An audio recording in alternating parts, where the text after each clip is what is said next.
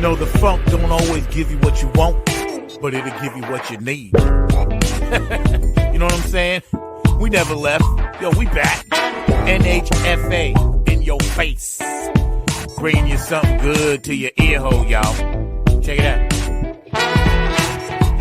It's our time to shine. It's our time to grind. It's the phone. Hey, what's happening? How y'all doing? Welcome to a special edition of Funk from the Front Seat. Today, I have the man, the myth, the legend, one of my favorite people of all time coming to you live. Funka Drill. You know, we're going to be kicking it hard, talking about some stuff. And yes, we're going to play that very funky thing that he did with Boogie and everybody. Hello out there. Thank you guys for tuning in to Funk from the Front Seat. I'm your host, number 9, right here on IBM.TV. So while y'all hang out for a minute and let's do like we always do, I'm gonna bring my man in, Nefatali Santiago, and I'm gonna bring him into some serious fun. We're gonna drop it like this, y'all. Everybody, get your hands up. Come on, let's roll, y'all. Funk from the Front Seat. You know how we do? Yeah. All around the world for the funk. California's in the house. New York's in the house. North Carolina, Germany, Italy, England, Australia, New Zealand's in the house, New Jersey's in the house, Chicago, Minneapolis, Texas, y'all, Georgia's in the house, the ATL, Staten Island, my home, New York is in the house. Funka Drill, how you doing, brother? What's up? Peace! Yo, man. First of all, thank you so much. And I just want to tell you ahead of time, I've officially adopted you as my big brother. So you have a little brother right here in North Kakalaki, man. You looking good, bro. You looking good, man. How you feeling? How's your family and everybody? Oh, we're good. Everybody's good. Sun's shining through on my curtain here. I'm gonna close it real quick. All right, take your time, man. No rush, man. No rush, brother. Oh, that's better.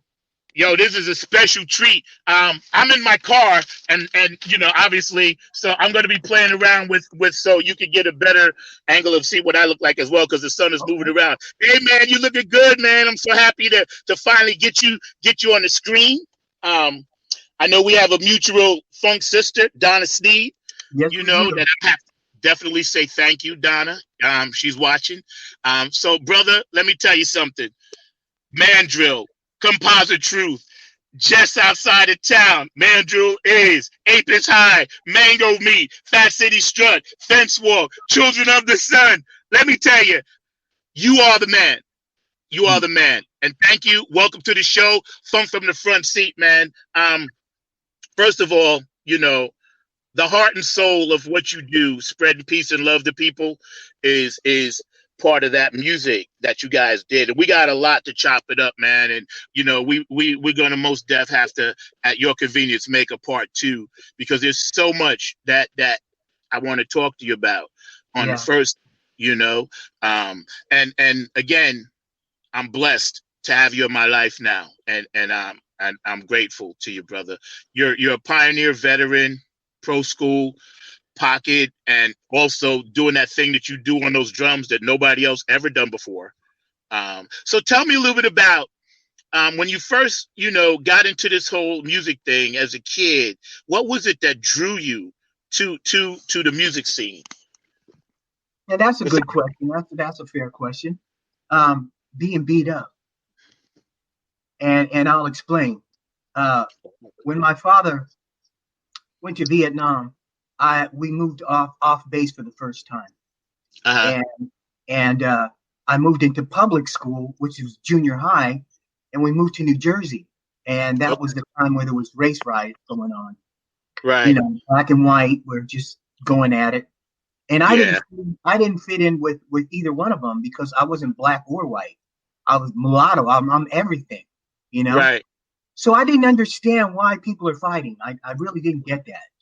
So I refused to join the side. So I used to get beat up by both sides. So the one thing that I found that seemed to to stop people from beating me up was to play drums. Right. Okay. As soon as I started playing drums, I learned the wipeout solo. When I learned the wipeout solo, I used to go to bar mitzvahs and played at bar mitzvahs, and all the little Jewish boys were digging it. All the Latin boys were digging it. Everybody was digging it, you know, blacks, whites. So that I became popular that way. Then I became like the class comedian, you know. Right. And then it was all over. My brother had a band, like a top 40 kind of band, and the drummer left his drums at my house, and so I used to get behind him and I just started playing drums. It just happened. It was given to me by God, and and I'm still using it. Yes, it is, man. You know what? That's so cool because you recognized your gift early on, as so many people do, and you were able to just jump right in with both feet, man. And growing up where we grew up, because I'm from, Long Island, New York, Queens, Staten Island. Mm-hmm. So, like you said, back then it was a little different. Ironically, it seems like we're doing some of the same things, but that's another show. But just the fact that you and I can sit here and talk to each other and spiritually share that love with each other as well with the universe speaks to your essence of the drill. I call it the essence of the drill. A lot of people know what I'm talking about, man, because you guys had something really special. And you and I were talking this week, and I told you my first concert was mandrill. You know what I mean? My very first concert, man, and I'll never forget it. I heard, and I told you this, and I made you laugh. I told you I heard Ape is High, and I lost my mind. I lost my mind because I had never heard anything like that ever, man. And so growing up, you obviously, the Latin percussion, Brazilian, African, Cuban mixture of your music brought a lot to mandrill. And when you first started drumming for them, what was it like? What was that experience like? It felt comfortable. It felt like that's where I was supposed to be, It was a natural. Yeah. Yeah, it was very natural, It was hard. It was hard. I mean, I came on the scene late 72. Okay. And so the band was doing really good, but financially the band wasn't doing well. Right. We were getting a $25 a week salary, you know. So you have to love the music. You've got a hit record, but still you're kind of in the hole. So I came into the picture on the third album, as you know. Right. So it was a bittersweet situation, but it was beautiful, man. I tell you, the way that we recorded back in the day is these young guys today have no idea what they're doing. They don't know.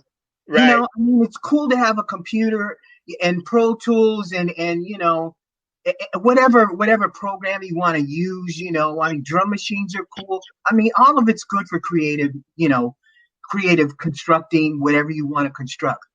But when it comes to music with people, that's a whole other story. You can't do that with a computer unless you just use Pro Tools like a tape recorder. Right, right. But we had a loft on 23rd Street between 7th and 8th Avenue. And I got to give a shout out to all the brothers out there. Rick Please Wilson, do. Carlos Wilson, Wilfredo Wilson. Man, I think about you all the time. Claude Coffee Cave, Omar Mesa, Dougie Rodriguez, and Fudgy K. Solomon. He's not with us anymore. Lou Wilson, he's not with us anymore. Rest in peace. But they're still with us musically because that music is going to carry on forever.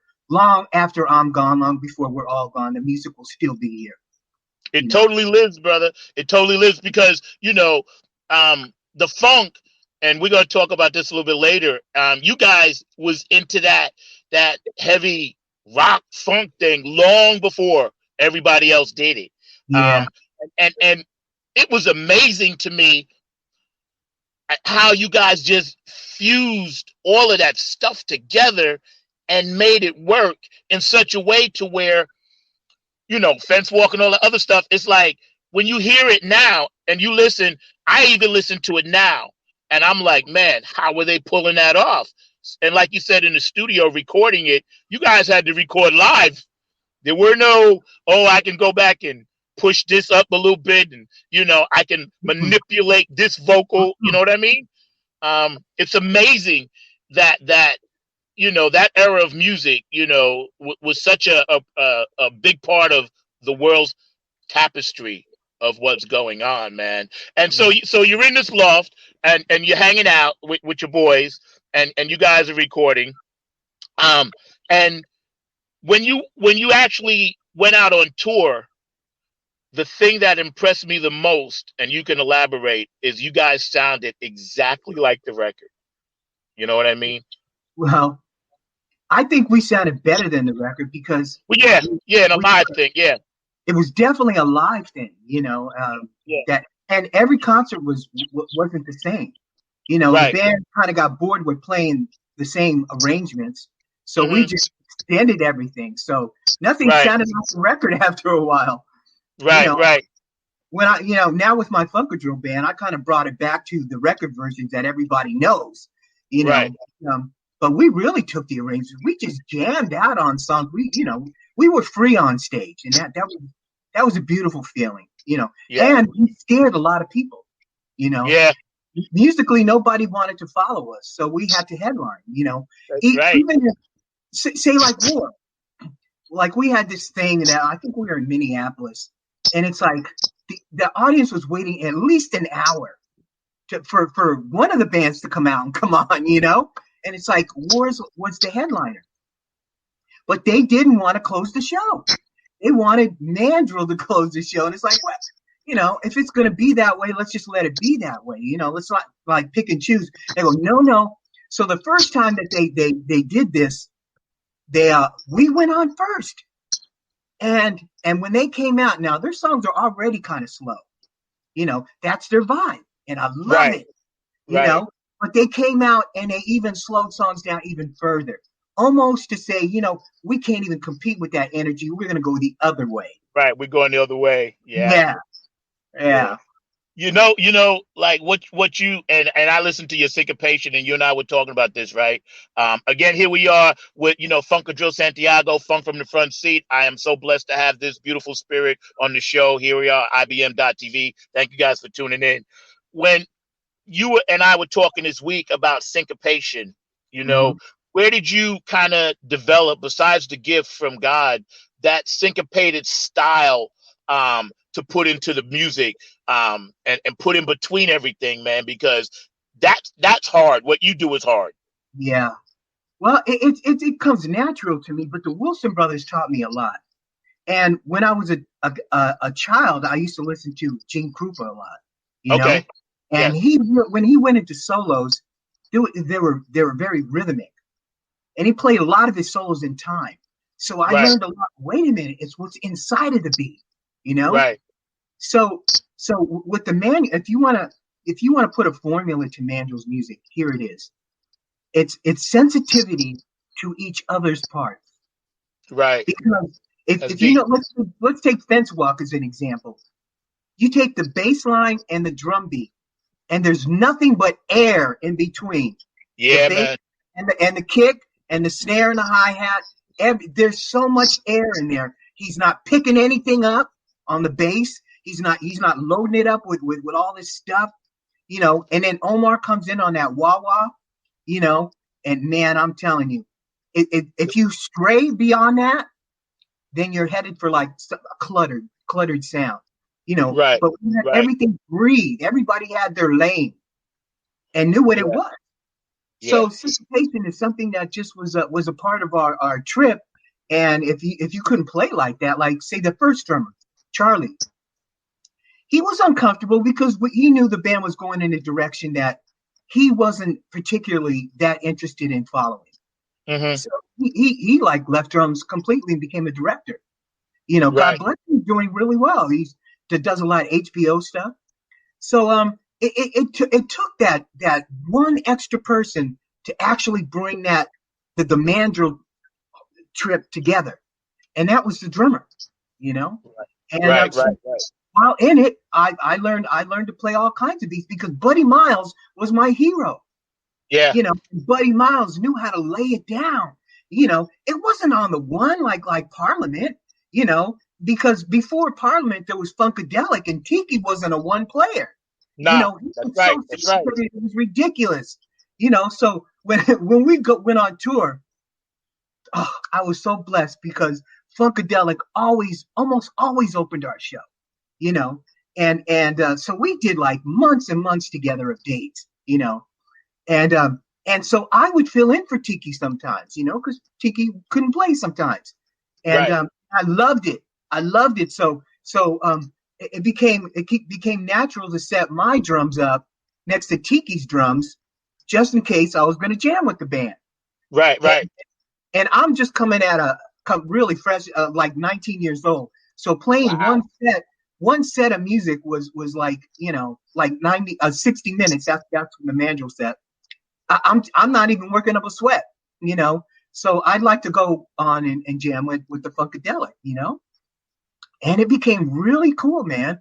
Because Tiki's beats are really deep, man. Oh Really. yeah. I got into Tiki because I'm a funk head, mandrill head, Mother's Finest. Back then, Grand Funk Railroad, Jimi Hendrix, and Zeppelin. Oh yeah. Those are That's where I was at, right? Oh, And American East is Young. When I listened to a lot of stuff on that album, and how, like you said, Tiki was like he was doing some stuff even with his foot, you know, and like the triplets, but they were so tastefully done. And when you play, and like for instance, Fence Walk, I studied that song for years just to understand what you were doing in it. Because you were coming off the hi-hat in this off time empty space, but it filled up so much space. And we used to listen to it over and over again. My best friend Gary Bordy, shout out, he's the one that turned me on to Apis High. Again, lost my mind, was never the same. And that all of that stuff was so syncopated. I was like, my goodness. And growing up with being blessed to hear you guys perform and play and do all the stuff that you did. Again, it was a blessing, man, and I'm just so grateful. Thank you for coming on this show. So tell me some of the recording experiences that you had with Mandrill, as far as laying it in the studio and coming up with the ideas and things. Like, for instance, Fat City Strut, that goes from one mode and then it switches to this whole other thing, right? Well, now let me tell you, everybody in the band got a song, right? And so there's 7 guys in the band. There's 7 songs. Right. Then we put an 8th song on the album. That was a band song. Right. Now, Fat City Strut was Claude Coffee Cave's song. Right. So that's the way he writes. That's the way he writes. He's got a jazz background, but he's from the Caribbean, and he's Black and Caribbean, and his dad's a doctor, his mother was a nurse, so he comes from a really, really nice background. So he was like, had this melting pot, just like the Wilson brothers did, just like we all did, we could go anywhere. Any musical genre was comfortable. Nothing was uncomfortable, except I'll tell you what was a little uncomfortable was the fusion stuff for me. Now, Omar Mesa had a song called Golden Stone. Yes. And that was on Composite Truth. And I really never got into fusion. I was really into Buddy Miles, Jimi Hendrix, everything else, but the fusion was a new thing that I wasn't a real jazz boat kind of guy, so I was more laying it into like a rock funk kind of groove, So when that came along, there was a different timing, and then it really got chaotic at the end of that song, and so I had to learn it in the studio. Wow, and that was a lot of pressure. Man. If you hear that song, at the end, it just does stuff that you really have to be thinking about, coming down, because when you make a mistake, the band's got to start all over again. Yeah, man, and tape. They yell. Yep. They always yell at you about, hey, you're wasting tape. Yeah. Wasted tape. You know, you're That's a lot of phenomenal, fun, man. Yeah. You're phenomenal, man. Let me tell you, you're bringing a smile on my face. This is such a joy for me. You know, it Yeah. really, really is, man. So, um, as the band changed and things changed and the business changed, the music game changed, you stayed in the business doing a lot of things. People in the business know, but a lot of fans that might not know, you actually did something with involving Muhammad Ali. Tell us about that, because that to me, Ali is like Boomba, the greatest. You know what I'm saying? Yeah. Anybody that worked with Ali, you know what I mean? Yeah. Well, the composer Michael Masser approached the band, and Michael Masser had already written no, he didn't write Mahogany yet. He wrote The Greatest Gift of All, and that was featured in this movie, The Greatest. So Muhammad Ali wanted to do The Greatest, his movie, and he wanted to play himself in it. Right. And so they wanted this Black Orpheus kind of sound behind in the background, you know. So Michael Master came to the band because he thought Mandrill could do it. So we went to Burbank Studios here in California. Muhammad Ali and his family came, and all the band and their families came, and we made a day of it. And so we filled the whole studio up with percussion. I mean, there was so much percussion in that room. It was, and you hear it on the recordings because we have a whole side of just the jam. And so it really turned into a great thing. So we took the loop from the actual fight, Ali Boombaye, Ali Boombaye, and we looped it on a 4-inch tape, right? So it was going around like now you could just press a button and it'll loop it for you. But back then we had to put it on tape and loop it, Right. So that was our click track. Ali Boombaye, Ali Boombaye, and we're all listening to it, boom, boom, boom, boom, boom, boom, boom. Oh yeah, boom, boom. And then what am I going to do? I'm going. Right. And there it goes. There it goes. Ba-da-ba-ba. Ba-da-ba-ba.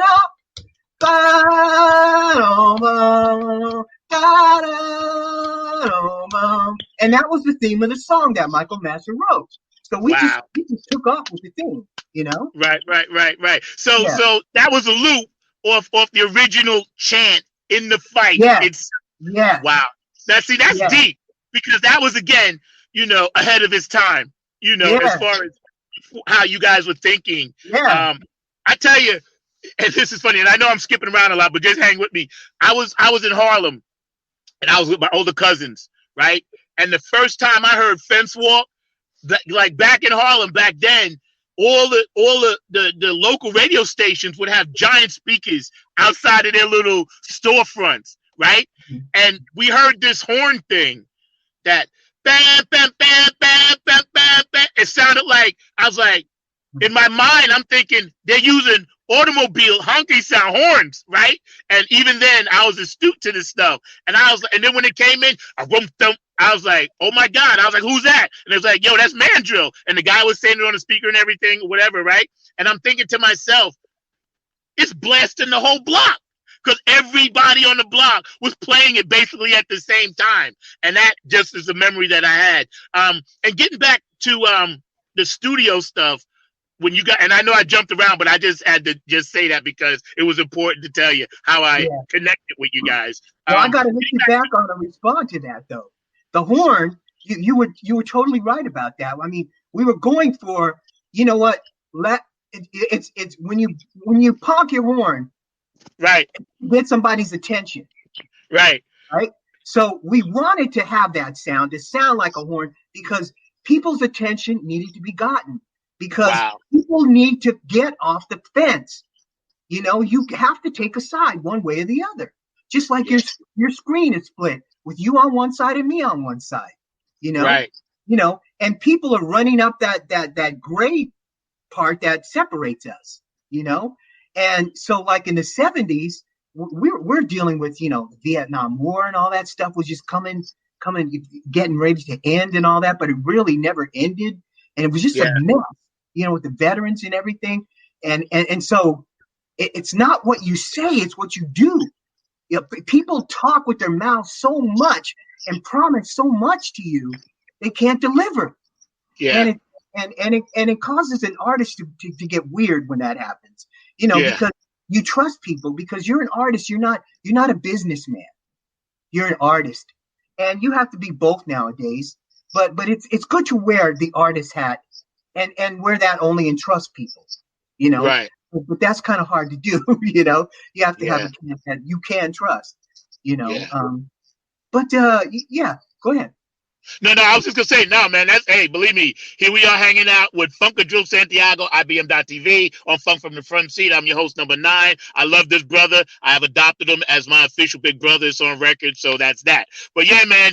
And again, when I heard that, I was like, okay. And I just want to tell you, one of my songs, Beast Mode, True Funk Soldier, I paid tribute to just that little part. You know what I'm saying? So when you hear the track, you'll know right away. You'll be like, oh, okay. I did. I'll send you the track. I paid tribute to that because it was important to me. And yeah, man. So we got some stuff that we wanted to show.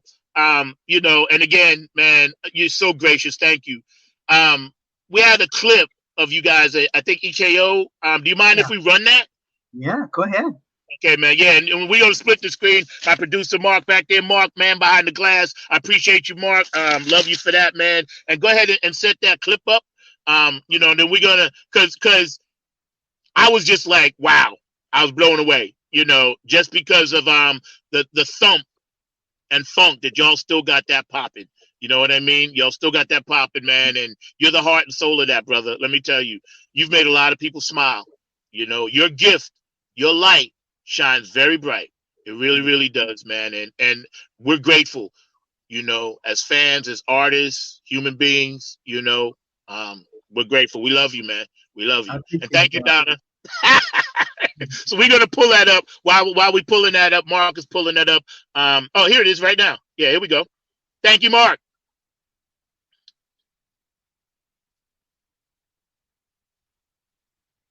And this is in California, right? No, it's New York. Oh, New York. Okay. Yeah.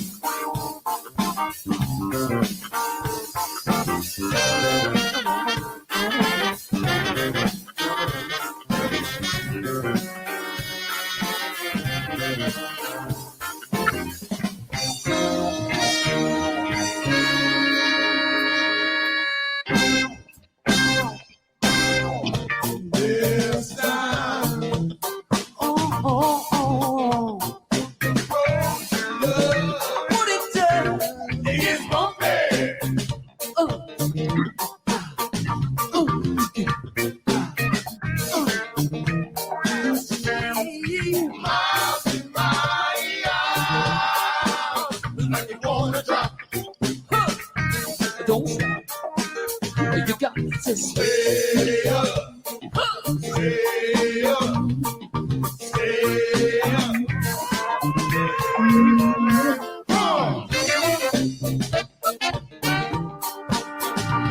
Woo!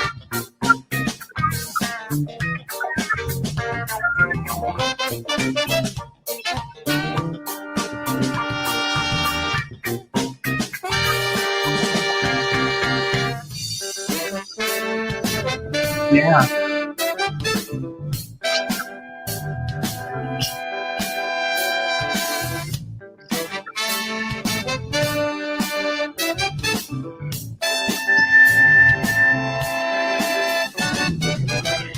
Come on.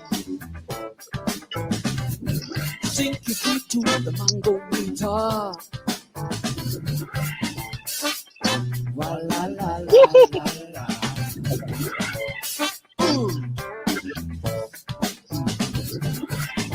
Go on. Nothing sweeter than a piece time.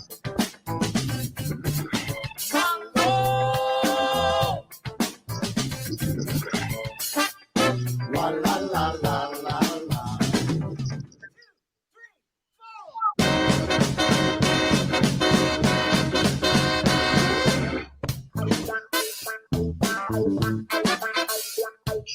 Oh my God.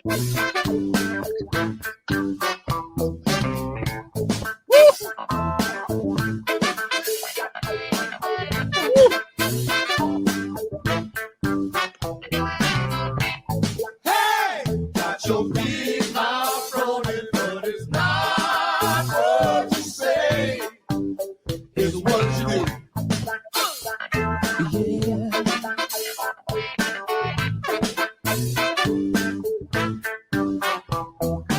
Telling folks doing something that's bad. Don't say you do when I know you don't.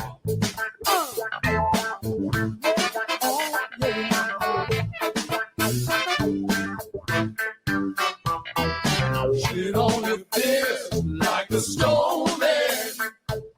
Not what you think is what you be.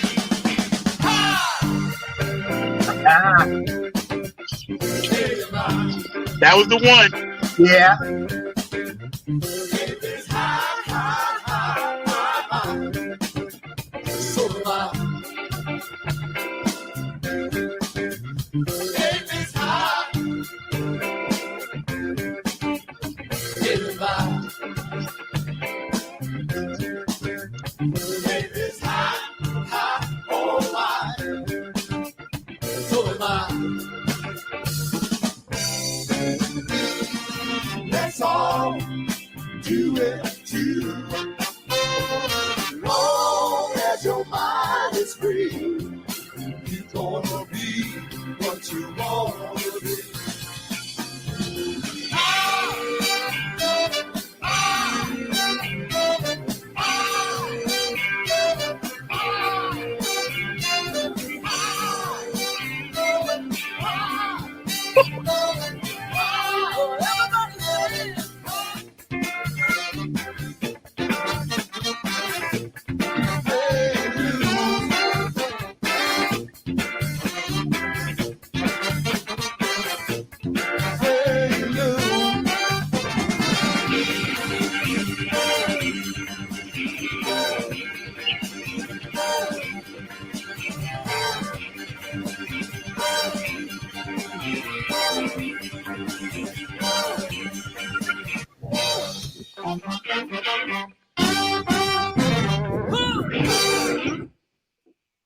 Yo, let me tell you.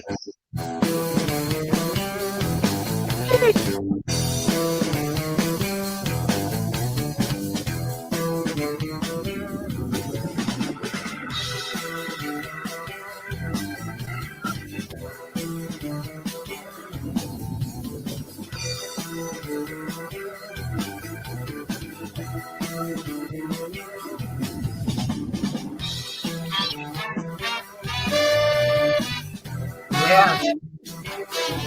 Right?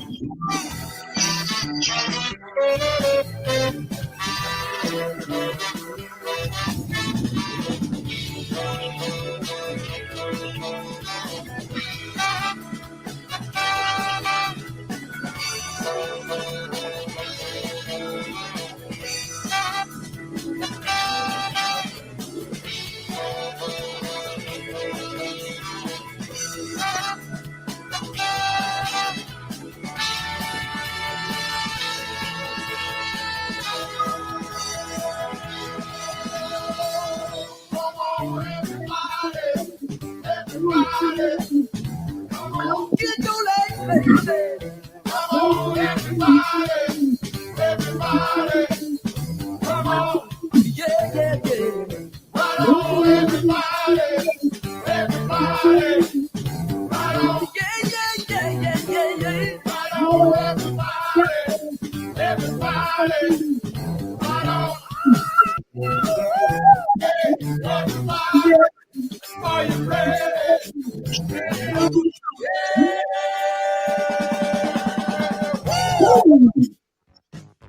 Yeah.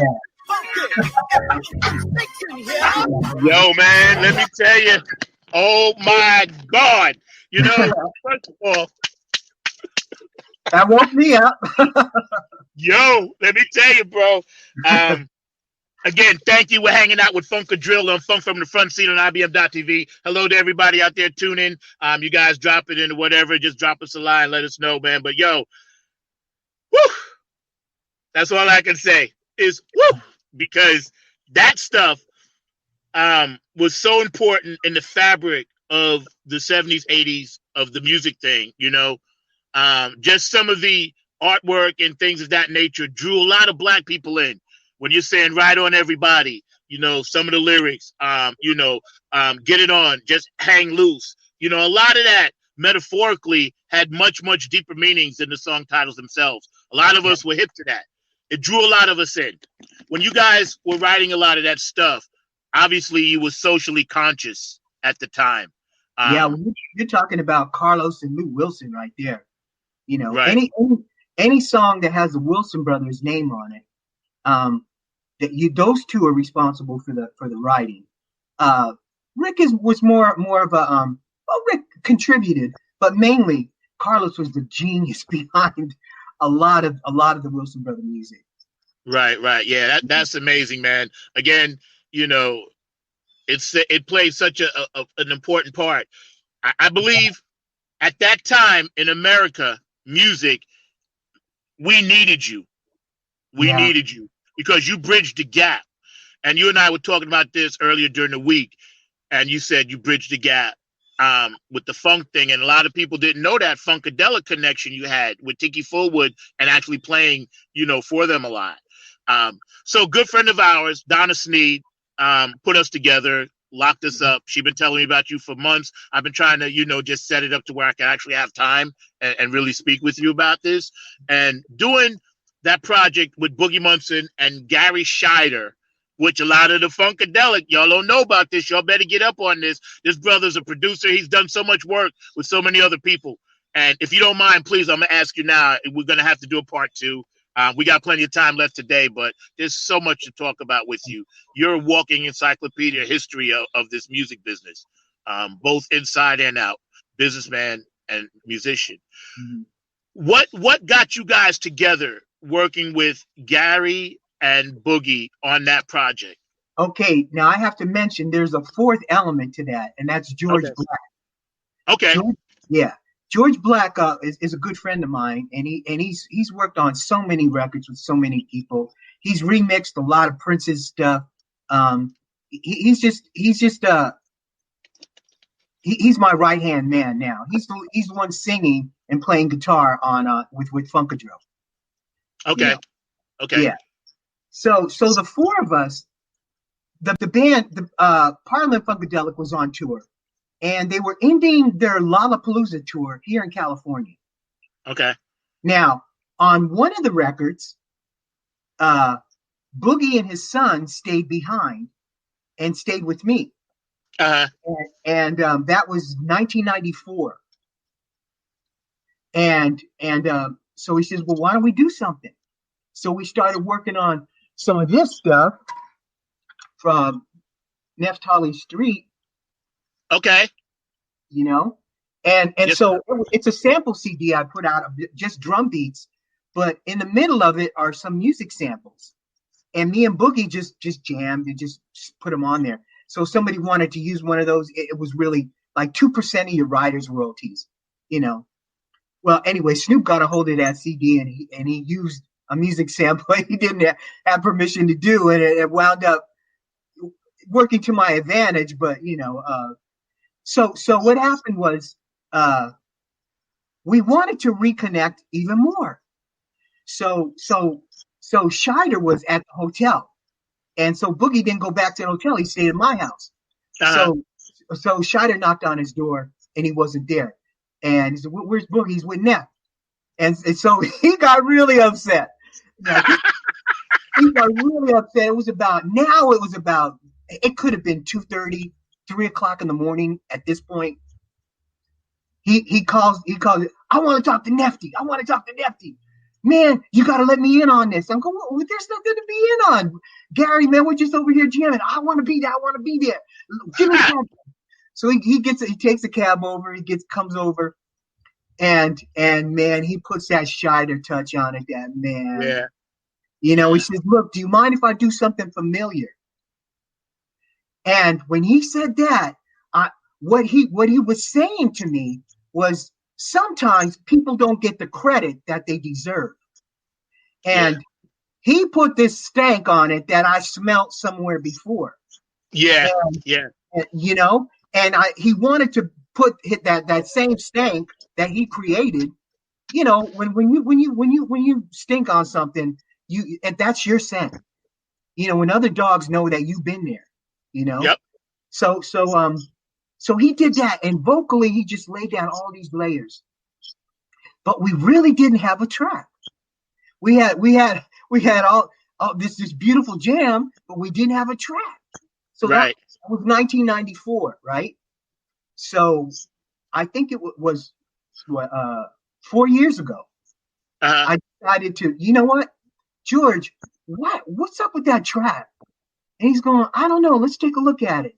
So he got some of the synthesizers out. He's going, oh man, I know what it is. Let's just go with Boogie. And so we rearranged the whole track. And it came out to be Release the Funk. I wrote the words, and I used that Scheider melody that I'm telling you about. That's so familiar, And Boogie's guitar, man, and then Gary got on guitar, and George did the solo. I'm telling you, Release the Funk. People don't know. They don't know. And that song's been out on the internet for a while. But they still don't know until it goes on vinyl, which will be soon. Yeah. It's like only fans have really heard it.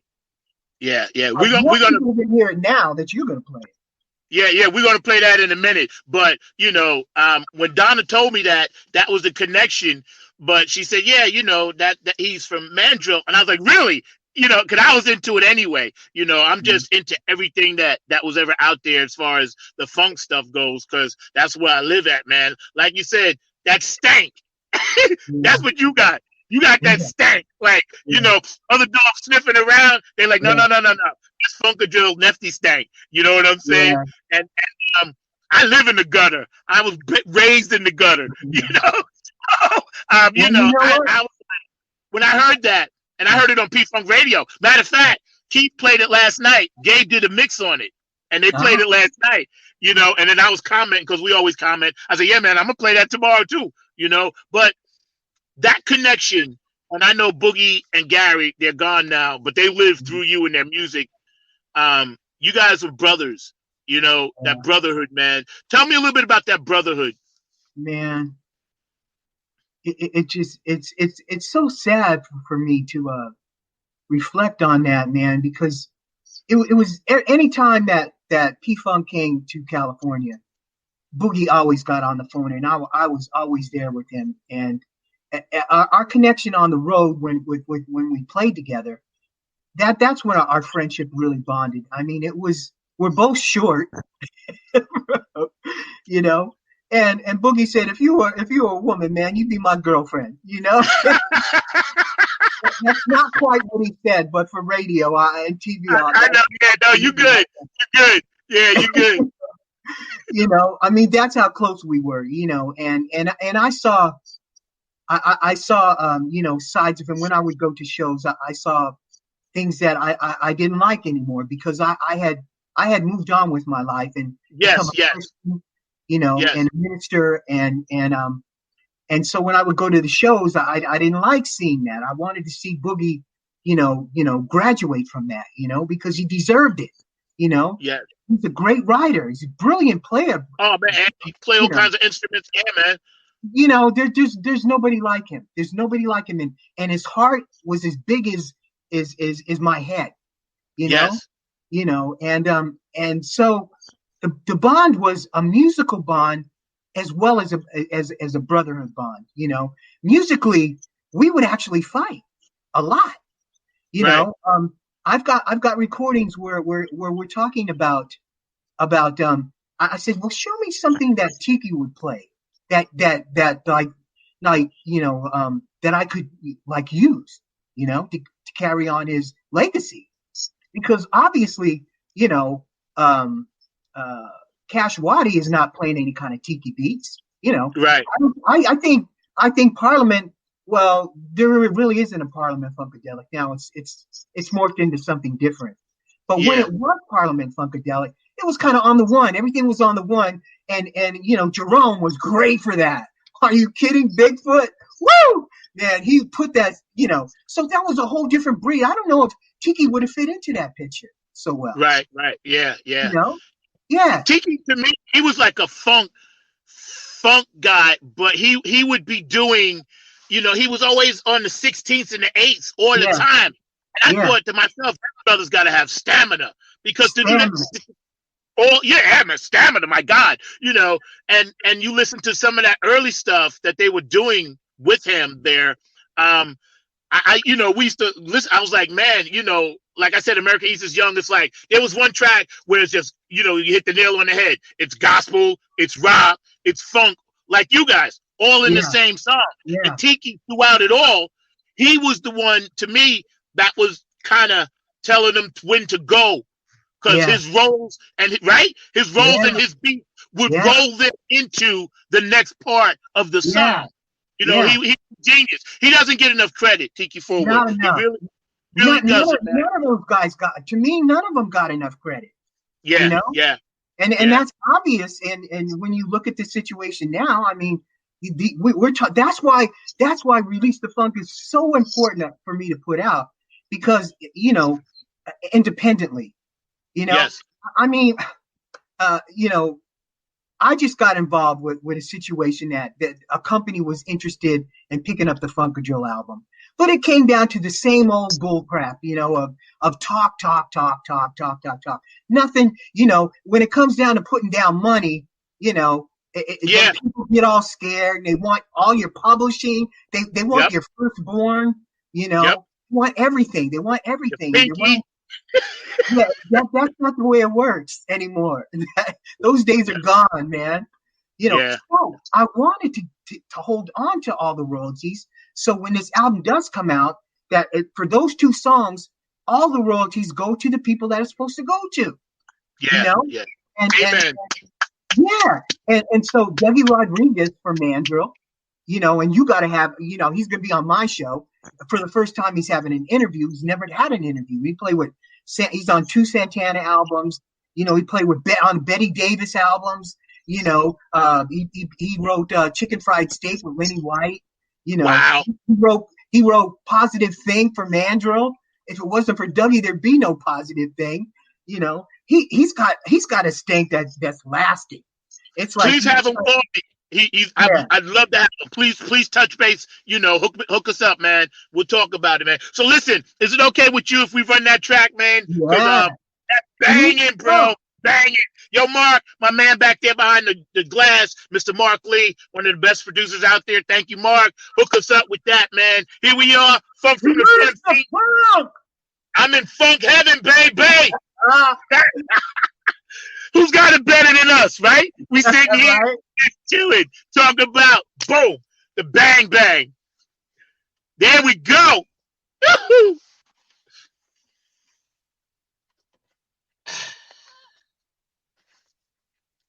Hey, Neff. Hey, Barry. Let's do this. That's the wrong one. That's all right. That's the wrong one? Yeah.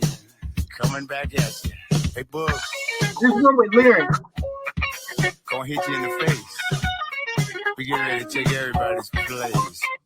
Okay? Oh, I promise.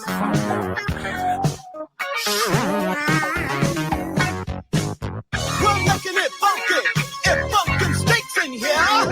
Stand up. Funky, let's make that funk up here.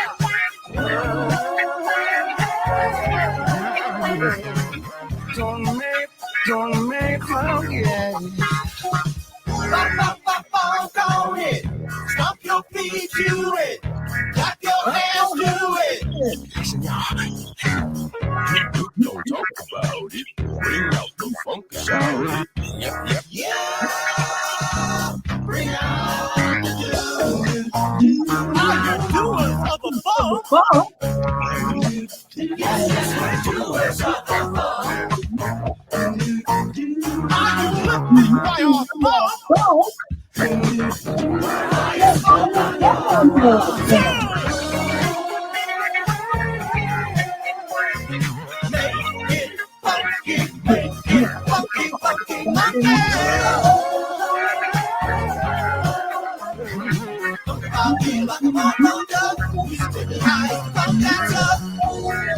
Everybody up in here, if you are Musketeer, throw your hands up.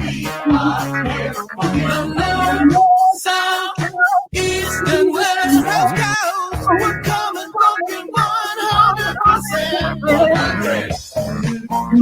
Are you doers of the funk?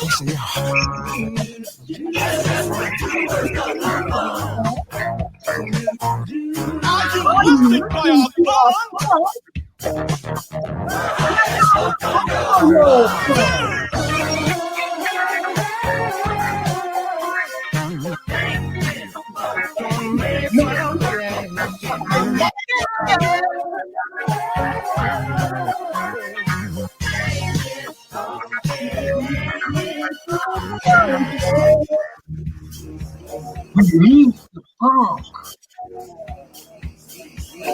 Let it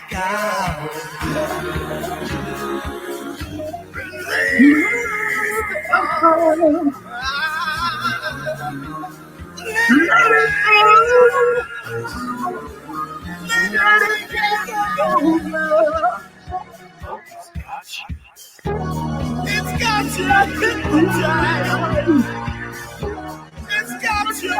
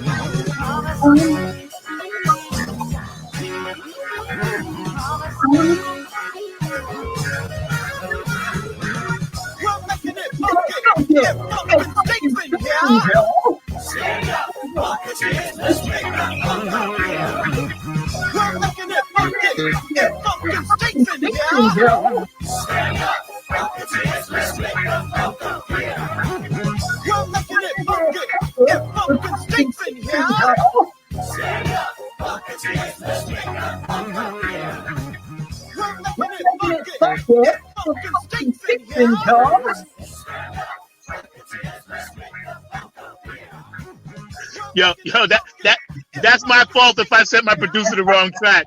I'm sorry. I apologize.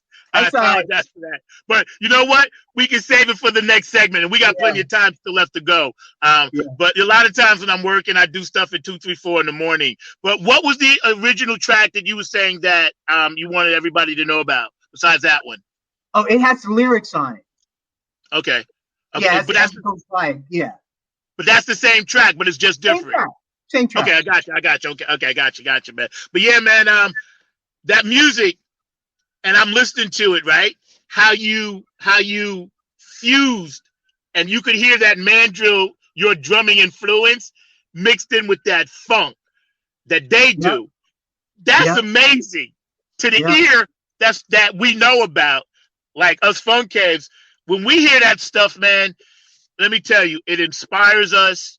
It gives us knowledge. You're constantly dropping knowledge, brother. You're like the teachers.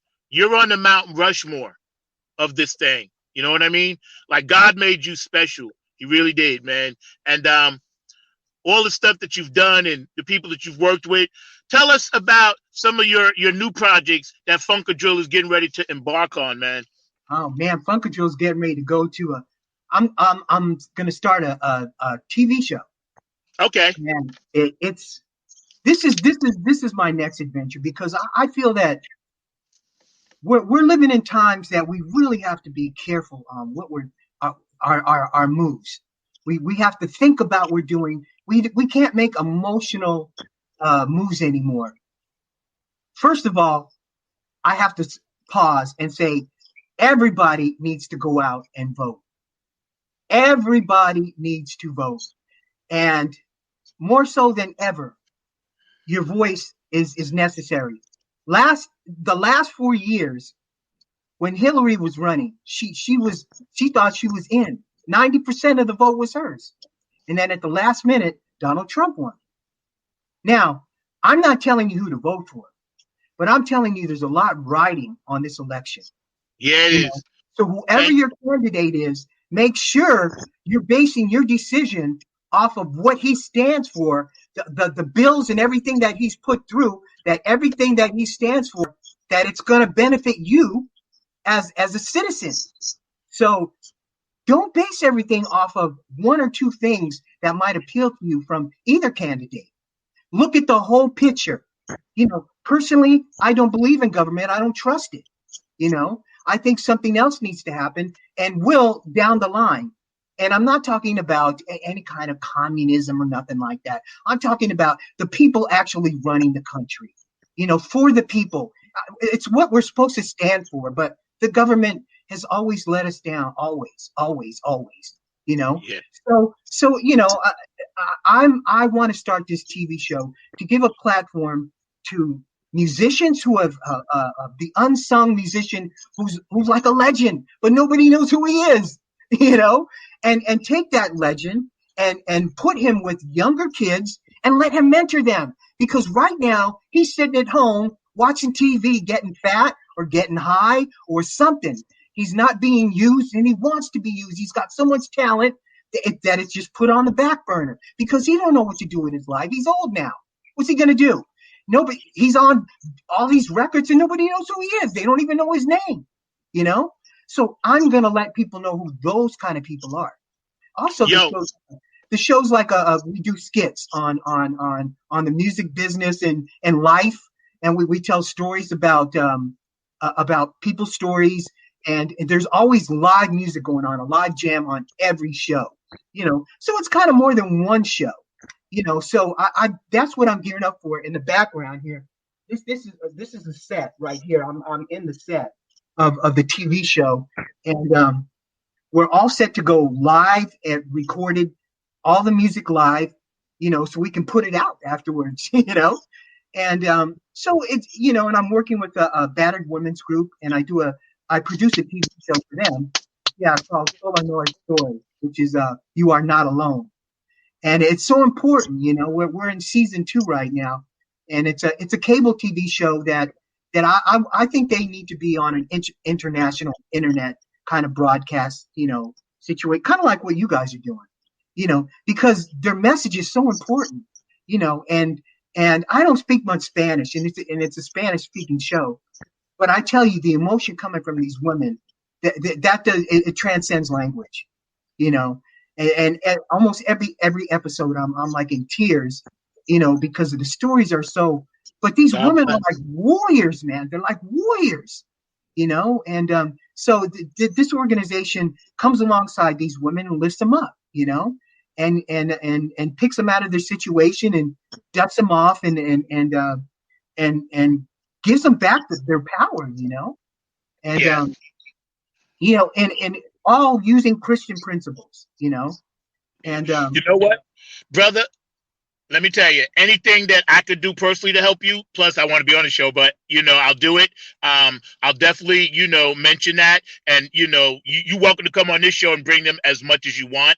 obviously I want to have you back because we didn't even get to some of the other stuff that you've done, the movie, The Warriors and all of that stuff. I know about all of that. I followed your history and I've done my homework. I do. You know what I'm saying? I've done my homework, man. I try to be, a professional out here, since I can't perform, at least we can do this and use this platform. And let me tell you something. You're a funk angel. I call people like you, Donna, and Otis Hawk is watching, by the way. He told me to tell you hello. Yeah, he's watching. Yeah. So, you're a funk angel because Bootsy Collins and his wife, Peppermint Patty, are doing similar things. You're doing similar things. You mentioned battered women. You mentioned, trying to uplift your community with your talent and your skills and your knowledge. And like you said, musicians that people don't even know about. Until Motown came out with that video, nobody knew who the Funk Brothers were. I knew, you knew, but nobody knew them cats. You know what I mean? So it's a blessing, man. What you're doing, God's given you the strength. You are a funk warrior. And anything I could do, you send me something, it's going on my Facebook page. You want me to post something, I got your back. I told you I adopted you. So you ain't going to get rid of me now. I'm your little brother. You my big brother now. So that's just that. That's just that, man. So we're launching our first show November 26th. Got it. Monday. Yeah. I think, right? Monday. Is it? Yeah, I think the 23rd is Friday. So it's my anniversary of my mother's birthday, so I wanted to. That's real cool. Special date there. Yeah. That's what's up, man. Good. All right. So we'll make sure that send it to me, whatever, and it'll go on all my platforms for sure, man. And you guys heard it live right here. Here we are with Funk Royalty, Mount Rushmore royalty, drum royalty, produce royalty. You are royalty in all senses of the word. Legend, veteran in the business, mentor, music teacher and funk angel, man. With Funkadrillo Santiago on Funk from the Front Seat on IBM.TV. We're just hanging out, kicking it, chilling, man. So one thing I wanted to ask you that was important, and I know you're in California, about the fires. Are you safe? Or what's going on with that? Oh yeah, we're safe. It's just the air is funky, and not a good funk. Yeah, we're safe. It's crazy. It's not a coincidence that all this stuff is happening, folks. I mean, come on, these California fires. We've always had fires, but this is different. It's eerie. If you were here, I mean, all states are going through something. Right. We're going through these fires. If you were here, it's like Vietnam. It's when the fires were were totally peaking. There was no sky. The sun was gone. You could see a little blimp up there. That's surreal. And then it sometimes would radiate orange. And it would look like a bomb just went off. And it's snowing ashes all the time. You couldn't be out there. It's much better now. But it was really hot yesterday and the wind was blowing. So, it's hard for me to even put on the TV anymore because it's one thing after another. I try to keep myself focused on Jesus Christ and the things that he has for Amen. me and in front of me. And, I try not to bash Trump, same. Yep. But I do have a strong opinion on which way I'm going, but and it's not the opinion that's popular for Christians, but that's why I say examine who these people are. So before you vote for them, just know who you vote for. That's very important. Mark said, you're truly an example of, an artist who is also, an advocate and an activist. And thank you, Mark, for posting that because that's very important to you, obviously. Yeah. And we need it. You guys are our big brothers and sisters. So we follow what you do.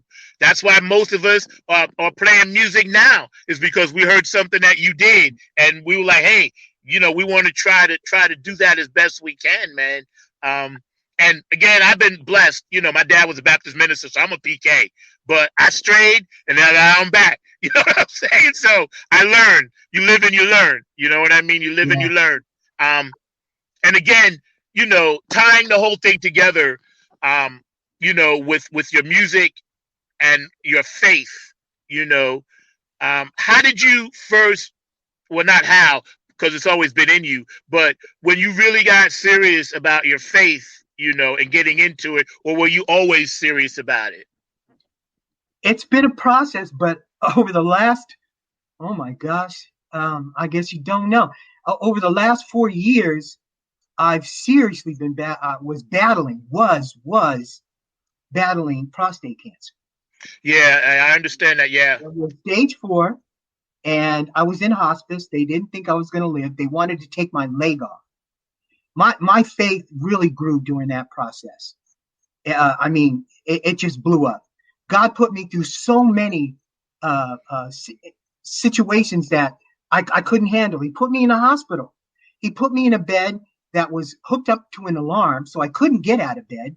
I was at the attention, and the enemy was in front of me. So I had to confront all my demons, and all the strongholds that were in me all started coming out.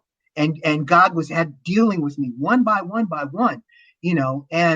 and he even separated me from all my friends and family. And I was in that hospital basically by myself and him, knowing that he was in control, not me. Right. And everything that I was going to go through for a reason. Right. And I tell you, I mean, God came to me in that bed, and he came to me years ago and told me he was going to heal me with his blood, one drop at a time. And he certainly did. And when I was in the hospital, they found out that I had cancer, and they're going, wait a minute, this guy doesn't have cancer. And they run so many tests on me, and they proved that the cancer was gone. They put all the x-rays and MRI, CT scans up. I've got a story, brother. And that's why I want to get out there and tell it, because it's not just about music. It's about testimony. What God's doing today. He's he's performing miracles like he did in the Bible days, and it's not a joke, and it's not a lie, and it's not some kind of sin. I'm living proof that it can happen. Yep. Me too. Say, well, my mother or my father was a strong believer and it didn't happen for them. I don't understand how God works in that way. I just know that it happened for me, and that I need to testify. Yeah. And I'm glad. And I'm not to hold anything against any kind of somebody that's different from me in any kind of way. I mean, I don't even like saying I have gay friends or lesbian friends, because people are people to me. That's I don't put labels on people. I don't think that we're here to do that. I think we're here to love people, and I might not agree with what you agree on, but if we did that, then we'd all be the same, and that would be kind of weird, you know? Yeah. So, I can agree to disagree on with you on some things, but I'm going to love you at the end of the day, no matter what, because we're brothers, man. We're brothers. We're all human beings on planet Earth together. That's right. That's right. And we better start learning how to work this planet, because we're going to lose it if we don't get a hold of what's going on. That's we right. need to stop this stupid fighting with each other and all this, and just realize that we need to think about going green and making the planet right. Because, well, you know what? You have children? Yes, I do. I got 2 girls, So, 12 and 16. It's going to be up to them. And what are we going to leave them when they're our age? Imagine if we're going to go on this way, what's going to be here for them when they're our age? Nothing. That's right. And you said some key things there, man, because I agree. First of all, your spirituality is what drew us together, because my spirituality is like yours. And Mother Earth told us with COVID, listen, I can kick you off the planet. I don't need you. I don't need human beings on my planet. Mother Earth said, listen, I was here before you. I'll be here after you. And all this fighting and silliness and racial tension and hating people because of this and that and whatever, right? All of that stuff is irrelevant, like you said, brother. And thank God we got people like you fighting that fight. I do the best I can to fight it. I'm gonna fight it with you. I'll be right next to you, man. Right shoulder to shoulder, because I believe exactly what you just said. I believe in that strongly. What you're doing is letting people know the truth through the light that God has given you, and He's speaking through you. So it's up to people to absorb it. You lead I a got horse one to more. water. Oh, I you got got one plenty more of time. question. Go for Yeah. it. Go for it. You know, I don't believe in religion. I Me don't neither. believe in organized religion. It's Yep. a snare. It's a snare to control you. My Yep. relationship is one-on-one with Jesus Christ. Yep. He's my Lord and my Savior. And the Yep. book I read is the Bible. And if it's not in there, then you're making it up. All these prosperity preaching, all of that is to control and take your money, you Yep. know? And you need to just have a relationship with Jesus Christ. Put your nose in the Word of God. Everything is in there. If you need an explanation, hit me up. But you can't twist what it says. You Right. have it's a literal Bible, and some people try to customize it to their lifestyle, but you can't really do that. You have to take it literal, you Yep. know, and it's all in there. It's all in there, and that's important. It's important to know where you stand, because that's fence walking again. When I mean, Right. Right. there. I mean, I don't know too many Catholics, but the Catholic religion is kind of cultish if you think about it, because they're worshiping idols, and that's a commandment not to do that. They're confessing to a man, and you're supposed to take that to Jesus. And so there's a lot of stuff the Catholic Church is doing wrong, and I have a lot to say about that, but we'll leave that for another kind of show. Mm-hmm. But what I'm saying is, open your eyes, people. Jesus Christ is a reality. He's not living behind a pulpit in a church. He's sitting on the right hand of his Father, and his Holy Spirit is here on earth representing him. And that's who we need to get in contact with. You're on social media constantly. Stay in contact with your Lord and Savior every day, like you do your friends and Facebooking people. I got nothing wrong with any kind of platform, but give your Lord and Savior equal time. And when you That's do right. that, you'll find that your life is going to change. This whole COVID situation, and everybody's isolated, and don't think that it's over, folks. No, It's it's not not. over. Yep. It's not over. You're going to get ready to go back into whatever isolation you were in before. And what I'm saying is, just know where you stand, because this planet's going to start getting. I don't care who wins the election. It's going to get weird. It's Yes, going it to is. get weird after the election. Yes, it is. Yes, it Yeah. is. So Yes, it is. make sure you're safe, your family's safe, and you know where you stand on all the issues, because you're going to be confronted with them. That's right. It's funny because, and I'm gonna send you some music and you'll check it out and you'll understand what we was doing with it, man. Having, obviously you guys listening to all your stuff and being influenced by it. But my producer, Kevin Harrington in Philly, after we had did Nappy Head for a while and we were a funk band, but we came up with spiritual funk. You know what I mean? And I'm gonna send it to you, man. And I know you're gonna dig it, because I actually took verses of my father's sermons and dropped it in my music. You know what I mean? Because the first thing I do in the morning, I get up and pray, and then the last thing I do at night, I pray. And I pray for you, for the world, everything you're talking about. I pray for all of the things that people don't see, that we need to see. Like you and I are sitting here now ministering to each other, and I'm listening and absorbing it, as well as it's going around the world to India. There are people watching us over in Japan and China, wherever, right? We're all connected.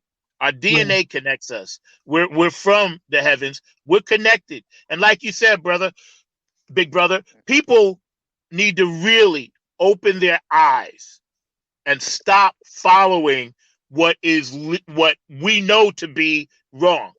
You know what I mean? Nobody's perfect. By God, Lord knows, I still make my mistakes.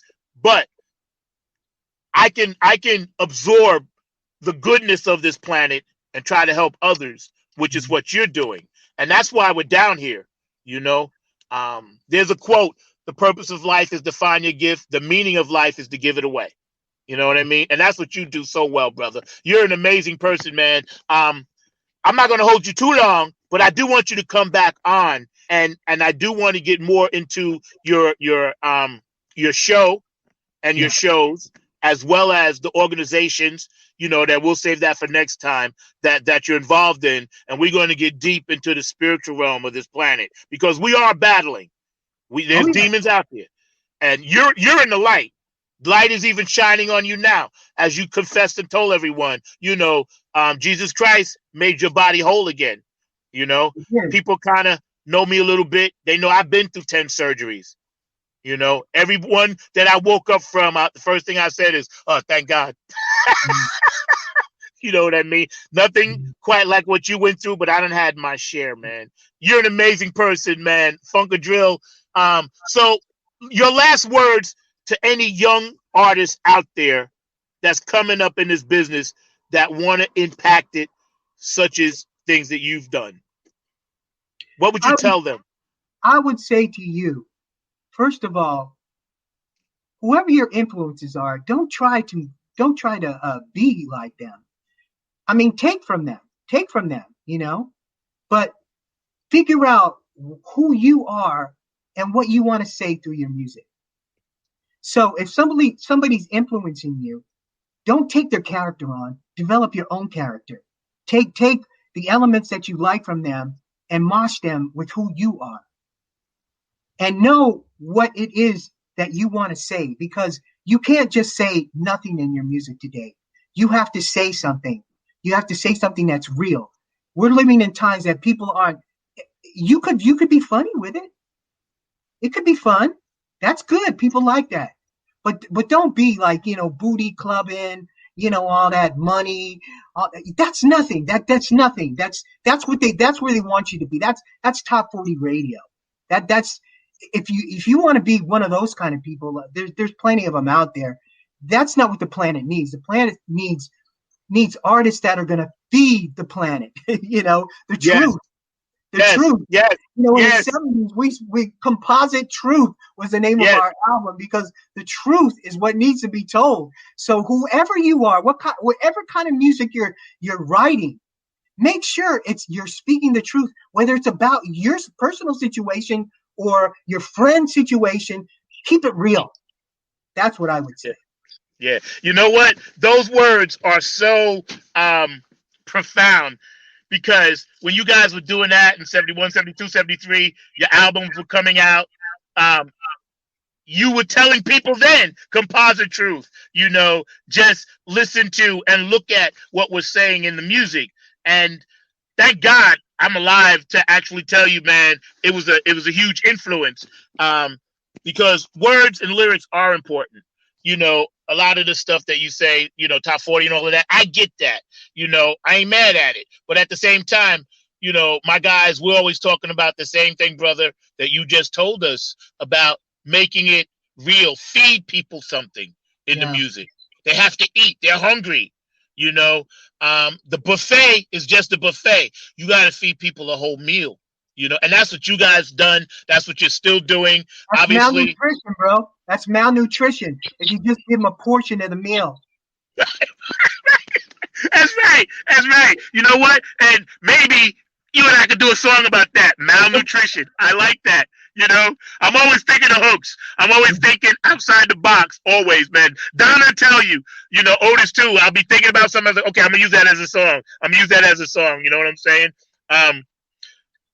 What you're saying, speaking the truth, brother, is powerful. Those words are worth more than any $1 million contract anyone could get. You guys heard it right here on IBM.TV. I'm hanging out with my big brother, my new big brother, Funkadrill Santiago, and we just chilling. He's got brand new music, got a new show getting ready to launch on October 26th. Where can people find your stuff at? We've been running it on the banner, but tell them. The Funkadrill YouTube. Funkadrill YouTube. You guys go there and check it out.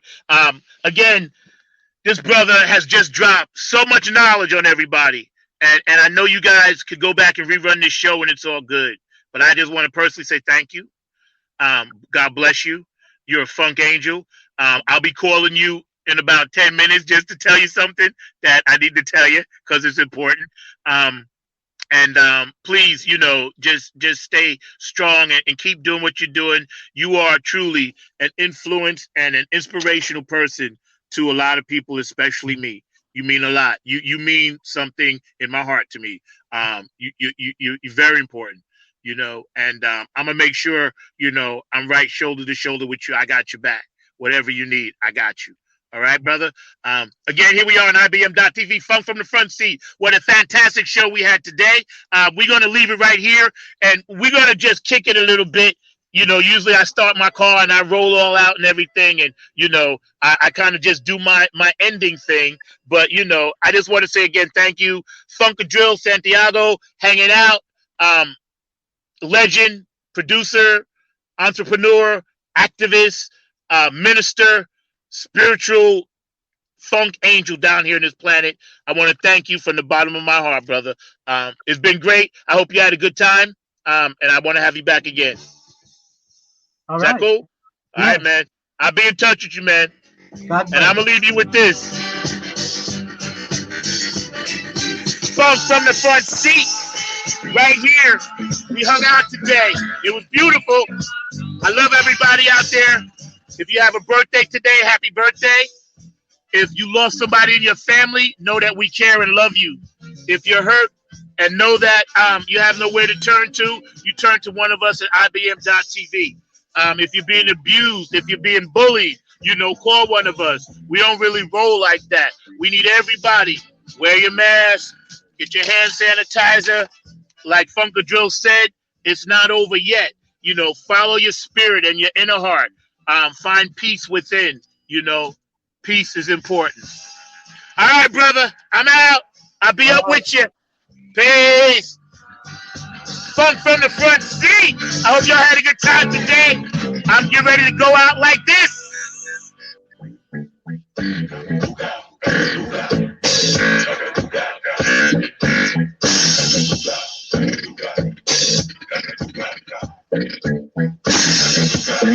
All around the world.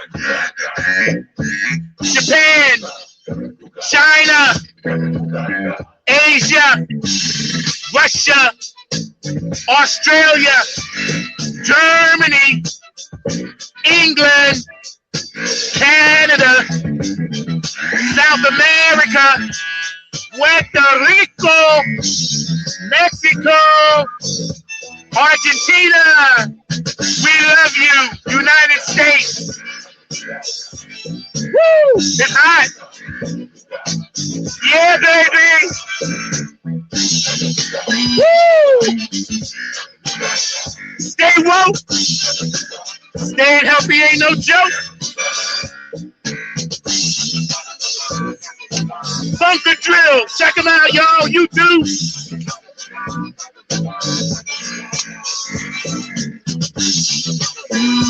Woo! There you go, brother. Love you, man. I'm out of here, man. I'll be calling you, man. And we're going to chat about some stuff. All right, brother. I'm out. Funk from the Front Seat. Live, IBM.TV. I'm your host, number 9. Our guest today was Funkadrill. Check him out. I'm out. See y'all later. Bye.